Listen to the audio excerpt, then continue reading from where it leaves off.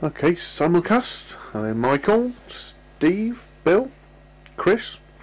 I'll just give you a quick demo of this setup that I've got here because I keep listening to your guys and you keep giving me ideas and making me go and spend more money and all those things. But anyway, this is where I've got to. I thought if I show you mine, you'll show me yours.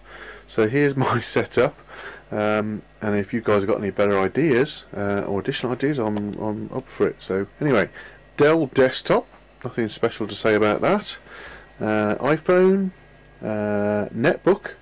That netbook will run Windows or Apple. I've got it dual booted. And there's Apple iMac. So I have all that on the network. Moving up slightly higher, wireless N gigabit router. These are 3 terabyte hard drives. One is actually set up as an external drive to the Mac, and the other 2 are plugged into my home server. Gigabit Ethernet switch, and there's the home server.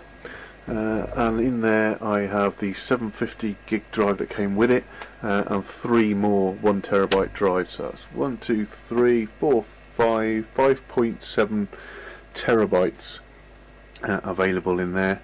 A3 printer, all-in-one printer copier, and all of that is wired up at gigabit speed, and then I have another cable that runs around the house to another hub in the lounge.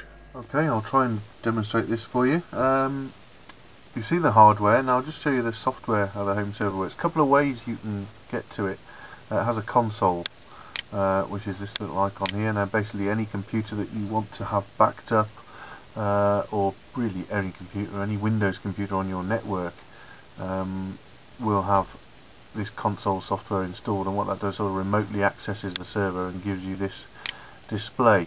I won't go through all of it. This is the important one to start with. Any computer that's on and connected and has that software installed will be backed up. It doesn't ask you if you want to do it, it doesn't sort of prompt you all the time, it doesn't try and remind you, it just gets on, and every 24 hours it does a backup, which is invaluable because you don't have to think about it and it's done.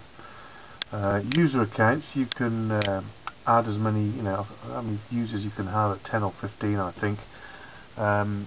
But you can give them all variable access, so you can give a guest remote, which I think I used for Chris. If you're looking at this, you had that one, and I got it.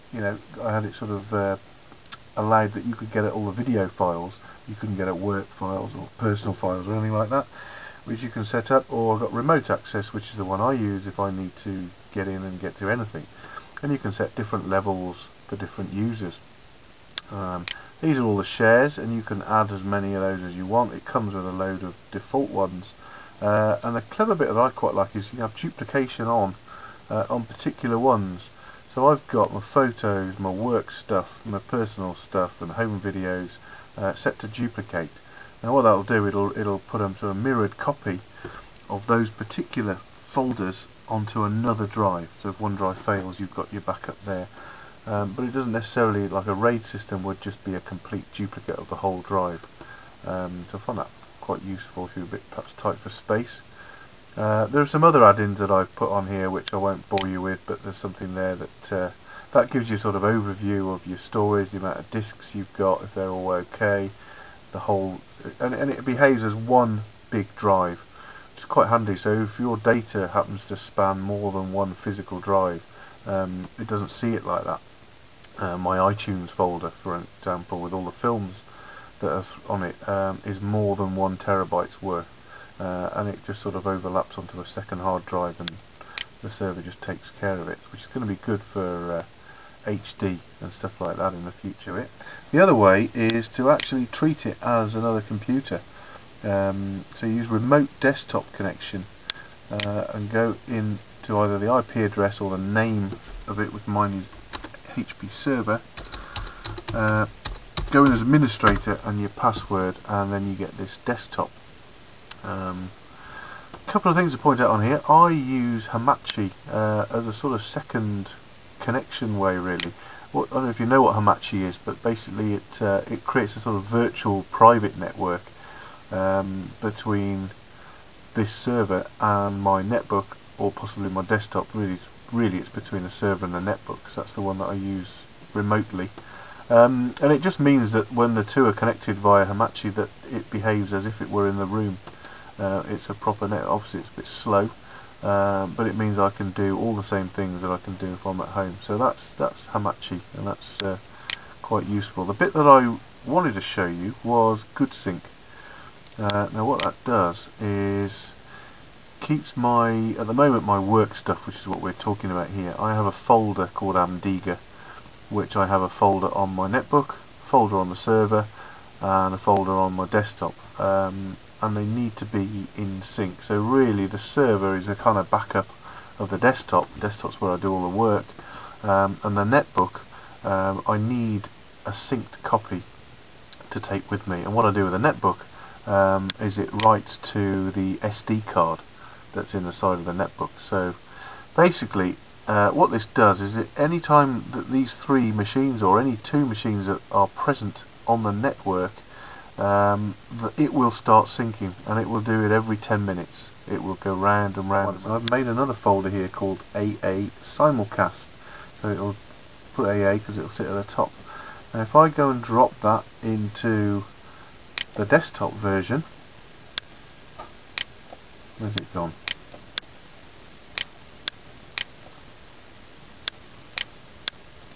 There it is at the top, AA Simulcast. Okay, and we'll just see, the time is now 11:02, and we'll just see how long it takes before that appears on the server. So it should be within 10 minutes on the server, and then it should be within 10 minutes of that on. Okay, what I've done is put the sort of remote screen. I've made the remote screen smaller so that hopefully if you see any activity, what GoodSync's actually doing behind the scenes. What I'm looking for is these to start being active. Every 10 minutes they should start being active. Refresh that.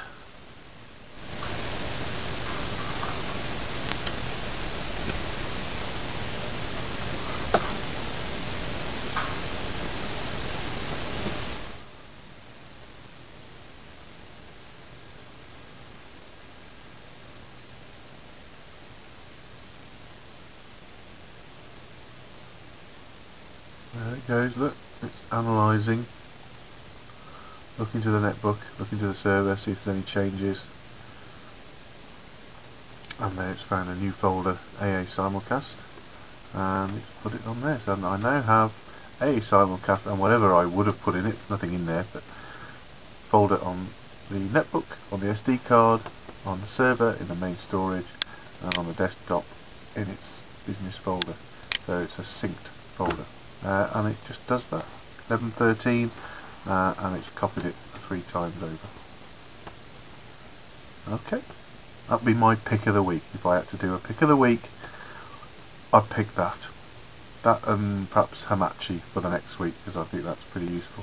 Basically, Hamachi gives me the chance to do that very thing remotely.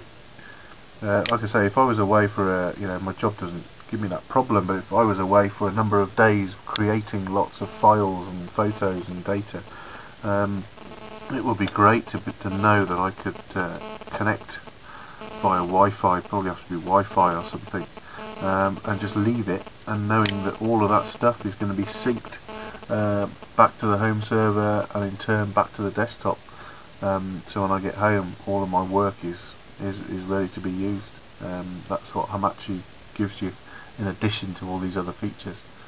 What I'm going to do now is show you the sort of remote features on my netbook. I'm going to install the screen capture onto the netbook and show you what I can do remotely with this thing as well.